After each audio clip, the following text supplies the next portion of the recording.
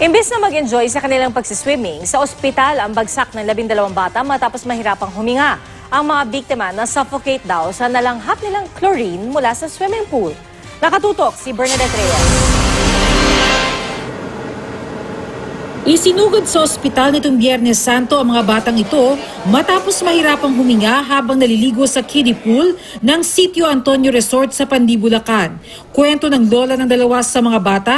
May bigla sumabog eh. Ang sabi nila may yung filter daw, sumabog yung filter. Siguro hindi nakayanan yung pressure. Hindi bababa sa 13, kabilang ang 12 bata na nasa edad 3 hanggang 12 ang naapektuhan ng insidente. Parang nagkaroon siya ng snow eh.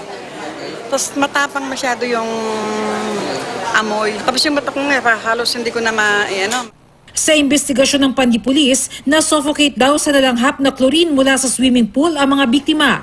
Ang ilan daw sa kanila nagsuka.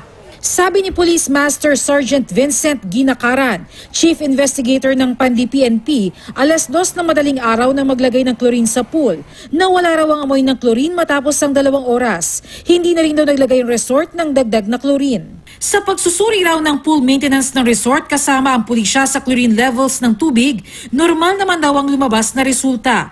Hindi naman inihinto ang operasyon ng resort, pero sa mga litratong kuha ng Pandi PNP, walang lumalangoy. Tumangging umarap sa kamera ang pamunuan ng resort pero sa paliwanag nila, sumabog ang filter ng pool dahil sa pressure. Sasagutin ng resort ang gasto sa pagpapagamot sa mga biktima. Hindi na maghahain ng reklamo ang ilang biktima. Ginagamit ang chlorine na panlinis ng tubig sa mga pool.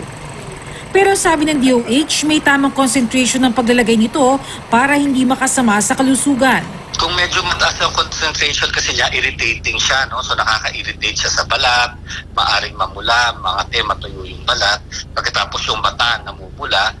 Payo ng DOH sa mga makalalanghap ng mataas na level ng chlorine, Pahanginan sila para, madali naman kasing matanggal ang chlorine, no? So pahanginan lamang sila para makalanghap sila ng hangin na sariwa na wala ng chemicals. Bernadette Reyes, Nakatutok, 24 Oras.